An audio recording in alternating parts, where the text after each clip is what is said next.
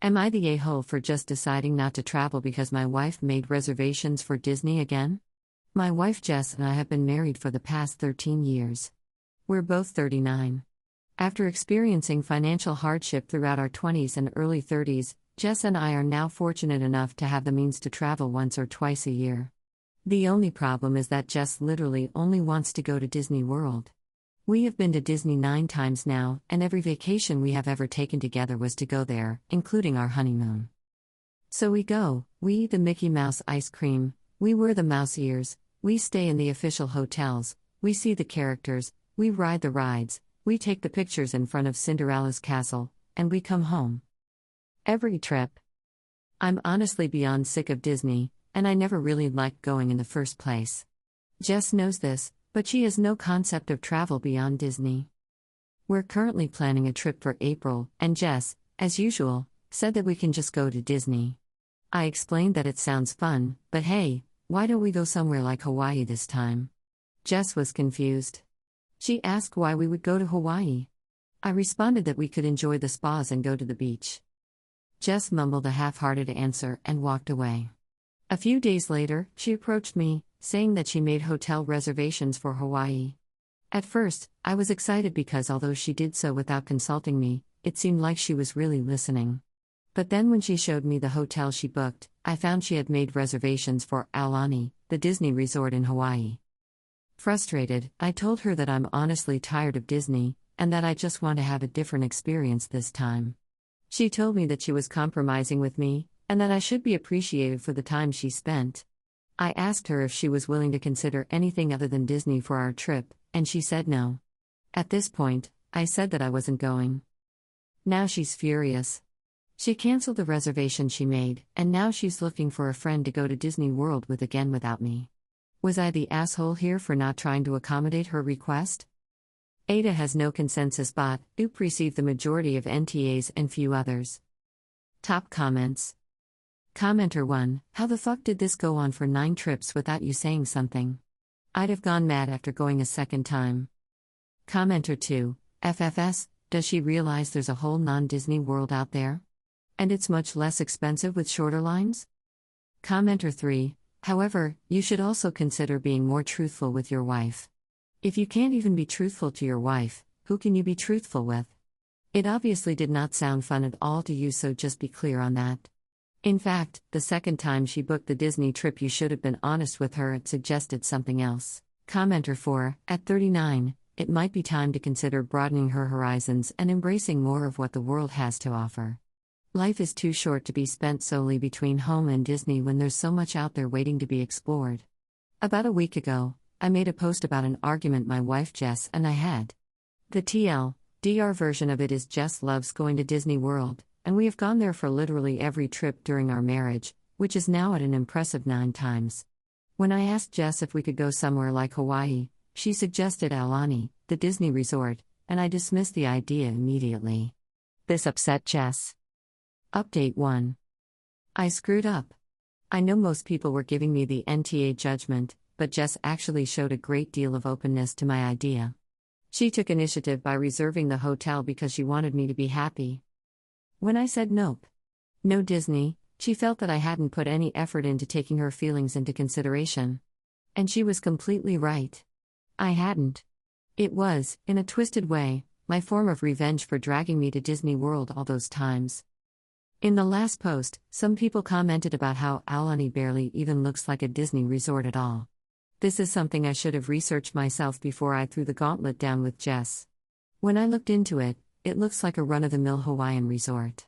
In my defense, going to Disney World 9 times has kind of made me sensitive, and I'm fairly sure that on a Rorschach test I'd see nothing but mouse ears at this point, but I really should not have jumped to conclusions. A day after I made the post, I approached Jess and apologized. I was wrong. Yes, she might be a Disney adult, but aside from always wanting to go to their theme parks, she's never obnoxious about it. I said I was sorry and asked for permission to reserve the hotel again. And Jess responded that she'd love to go to Aulani with me. When I told her that it's not really all that Disney, Jess said of course I knew that. I wanted to go because my sister said it was beautiful. I'm a moron. Jess and I have replanned our vacation, and we're super excited to be going now. I came to this realization because a lot people pointed out some things I should have figured out myself. Thank you. Comments. Commenter 1, man, did you get gaslit? 9 fucking vacations in a row to Disney. Did she take your feelings into account any of those 9 times? Nope. Commenter 2, what do you mean she's never been obnoxious about it? She dragged you to Disney 9 times in your marriage, ignoring your communicating that you wanted to go somewhere else. When you put your foot down, she scheduled 10th Disney vacation, just at a different Disney location. Is this even up?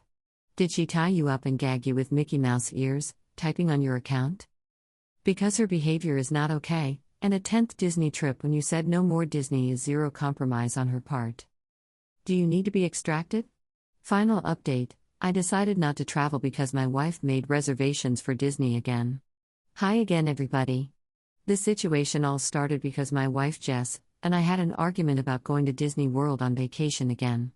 I didn't want to go because we had already been 9 times, and when I suggested Hawaii, Jess made reservations for Aulani, which is a Disney-owned resort. I immediately rejected this idea, mistakenly believing it was just another Disney vacation. Eventually, I realized that I was wrong and that Aulani was a perfectly fine compromise. Unfortunately, we will not be going to Aulani for our upcoming vacation. A couple of days after Christmas, Jess had a minor car accident. She mistook drive for reverse and backed into our garage door. When I heard the loud bang, I ran outside and I found Jess holding her neck in the car. I immediately drove her to the hospital, where she got x-rays done.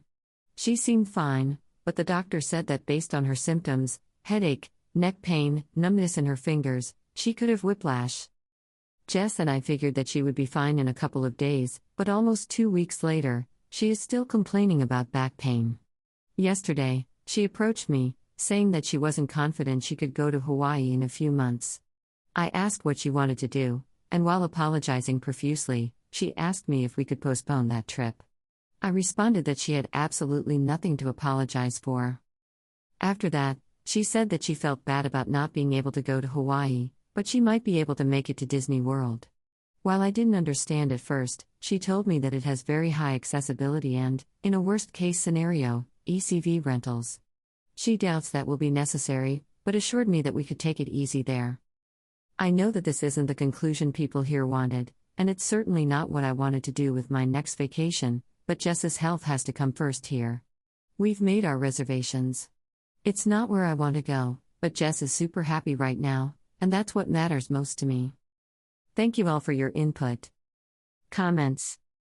Commenter 1, a resort is infinitely more relaxing and easier than Disney even for non-injured people. I think you got played, buddy. Disney adults be scheming. Commenter 2, damn she's good. A master manipulator. Time to get out, bro, or you're going to be miserable for the rest of your life.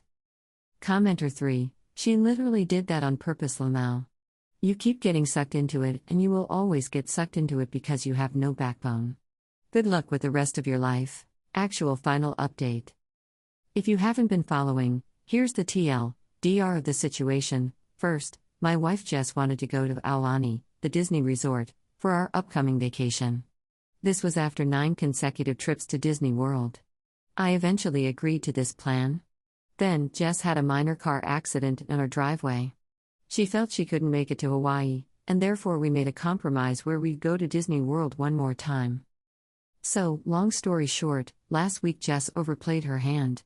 Even before that, I found her recounting of the car accident and the extent of her injuries suspicious. When she doesn't know I'm watching, she moves normally, will pick things up off the floor, and generally seems perfectly healthy. When she sees me nearby, she exaggerates every movement, holds her lower back, and limps. Well, on Saturday, Jess approached me saying that she wanted to move. This made no sense. We had so little money throughout our 20s and early 30s, and now we're financially well off solely because I finally have an amazing job in our area. Jess said she understood this, but she argued that she wanted to live closer to her parents. She asked me to move to Orlando with her. So, first off, her parents do not live in Orlando. They live in Atlanta, which is smack dab right in between where we currently live in Orlando. Jess cited there being more flight options, and then she tacked on that she may have a job opportunity in Orlando. When I asked her to show me the job, she showed me a $16/hour sales associate position for a sector where she has absolutely zero knowledge and experience. I'm not proud of this, but I snapped. I told her she just wanted to move closer to Disney World, that she was tearing our lives up so she could go take pictures with Disney princesses, and that she was a horrible wife. Jess denied this, naturally, and she told me that she's moving to Orlando with or without me because her parents need her. After this, Jess went to her room and started listening to Disney music with the volume at max, singing along. I listened to her rendition of Let It Go more times than I can count, maybe it refers to me here. The next morning, she told me that she was moving to Orlando with or without me, and said that if I want to be a piece of shit husband, I can just stay where I am. I'm going to just be a piece of shit husband. I've tried to deny the obvious because it would make Jess happy, but I can't anymore. I just want to be alone. I wasn't responding to your comments, but they've helped me more than you can know. Thank you to everyone who posted. A 7-year update. I, 22F, have been with my boyfriend, 23M, for 2.5 years, and I'm unsure if my views on monogamy will ever perfectly align with his. This has been weighing on me for a very long time, for about the entire duration of my 2.5-year-long relationship, and I've never talked to anyone about this. I found out my boyfriend had been cheating maybe 6 months into our relationship. What ensued for about the next year and a half was an endless cycle of him cheating and then displaying a dramatic gesture of guilt and promising he'll change. This made my last year of college quite miserable. It seemed like once a month my roommates would drunkenly sit me down on a Saturday night and tell me they saw him doing, insert any promiscuous activity, with someone. Needless to say, it was humiliating. I spent late nights taking care of him while he was incomprehensibly drunk. He would lash out at me and then apologize, and repeat. This sounds like case closed, right? All of this breaking and mending of trust truly broke me. I started picking fights and being an overall angry and irrational person towards him. I resented him more than I have resented anyone in my life. The problem is I also loved him deeply. And I know this is a played out and really dumb justification for being in an unhealthy relationship, but the good times were really good. We have a lot of fun together, and he always had assured me that he loves me, so I kept going back. Still should be case closed, right? The last day of college, he was moving out. He did that familiar thing that is dramatically displaying his love for me and telling me that things were going to be different. At this point I feel so broken that it doesn't even matter he keeps cheating. It's normal now. I get hurt, I try to forgive, and I resent. It's familiar and comfortable, and the thought of breaking up still puts a rotten feeling in my stomach. Since that last day he started to actually change. He explained that he doesn't believe in monogamous relationships and often lashed out as a result of feeling forced into one. His destructive and inflammatory behavior stopped, he's living healthier, and he seems overall happier. So I took a crack at an open relationship. Basically, I went on 2 Tinder dates, hooked up on one of them, but didn't really enjoy myself. I feel much more happy and at ease being romantically involved with someone with whom I have a deep connection, than just acting on a physical connection. Not only did I find it particularly exhausting, but it didn't feel like I was doing it for the right reasons. It only felt like I was trying to get back at my boyfriend. After all the push and pull and manipulation, I can't shake the resentment I have towards him. I really do want to try to completely forgive and stay in his life. However, it seems the only way that can still happen is if I am content with an open relationship, and I still can't tell if I am or not. Maybe it's just too soon and the wounds haven't healed, you know? I'm confused because he openly tells me about any hooking up that he does. He recently kissed a good friend of his, which is what prompted this post, and I'm not sure if what I feel is jealousy in that present moment, or if it sends my emotions back to the really bad, paranoia-filled days when I was never told the truth. It could be a little bit of both, but either way it doesn't feel great, but also not necessarily terrible. I'll be honest, it feels a lot better now that he doesn't hide any of it from me. I know that the healthiest thing to do here is just to break it off. There's been too much broken trust and too much negativity for this to mend itself. But I'm sure many of you know it's not that easy. We care about each other deeply, we enjoy each other's company and pretty much never stop smiling and laughing when we're together. And I feel like now, since we're both trying to focus on happiness and positivity, things could get better quickly, if only I could make up my mind on how I feel about this. And at this point it feels impossible to break up unless I have some eternal sunshine of the spotless mind-like mechanism. I care very much about this person and I feel like I'd do anything to make it work. Also, I'm aware that I have been pretty foolish up to this point. I can't seem to justify to myself or anyone else my desire to stay in the relationship, and I also can't bring myself to leave. Perhaps I've put too much faith into one person. I'm hoping that feedback on this will bring me more clarity. Whether that's telling me I'm an idiot and should leave immediately, or that things are looking up and it will work out in time. I welcome and appreciate it. What would you make of all of this? What would you do? Do I just lack all self-respect, or is there anything potentially redeeming about my excessive hope and undeserved trust? TLDR, boyfriend cheated for a while. It was bad but apparently not bad enough to break up. Now we're healing but he wants an open relationship. I'm unsure if it's leftover resentment or current opposing views that makes me a bit uneasy about it. Either way, breakups are hard and I really don't want to break up. Oops. Comments. Commenter, nobody here can make you break up with him. If he's been treating you like that for years and you keep taking it, I don't think anything anyone says will make a difference. I will say I think what you're doing is what most people in your situation are doing, and it's like an extreme form of procrastination. You don't want to deal with what seems like a huge problem: the breakup, sadness, parting ways, starting over.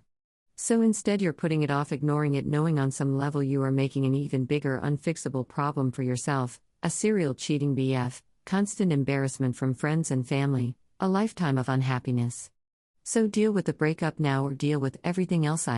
The break is immediate great pain now, but definitely better than the life you're setting yourself up for. Commenter, I mean, he just doesn't sound like the guy for you, or many others who want stability in a relationship, but anywho. He sounds extremely selfish and self-serving. This relationship does not sound fulfilling to you at all. Try to picture what your best future relationship could look like with person X, somebody you don't yet know. In this hypothetical relationship, I don't think you'd be feeling the negative emotions you are feeling now. That's not what you aspire to or what you need. You are a loyal person, but your loyalty is misplaced in your current relationship. Find somebody who really values and appreciates it, not just to their own selfish ends, and honors you. You are also at the right age to learn that your feelings such as love and self-sacrifice are not always enough to sustain a relationship. Sometimes relationships don't work out, but you can move on to a better one. Stop treating him like some kind of addiction that you need, but is actually bad for you, and trust yourself to move on and that the future will be better. Update after 7 years. Not that I tried very hard to find it before now, but curiosity got the best of me after recalling a bunch of well-meaning strangers basically responding WTF. The feeling of shame was visceral. I fully understood I was in an effed up relationship but couldn't find the courage or self-respect to leave. It was this immense dissonance that I can't describe to this day, and I have a hard time talking about it in therapy still. It was just surreal and painful, reading it. There were a few very compassionate yet stern comments which I'm grateful for in retrospect. Anyway, I, 29F, am now married to the most wonderfully caring, loving, respectful, sweet person on this planet, 31 meters, who I am excited to have a future with instead of being full of dread. We have been together for 5 years and married for a few months. And I'm really happy that post feels like it was written by a different person in a different lifetime. Life feels so much lighter than it used to. There's no other point to this post, except maybe to comment that manipulation is one hell of a drug. TLDR, I found an old post from when I was at rock bottom in a previous toxic relationship. It turns out relationships should lift you up, not tear you down. Follow for more interesting stories.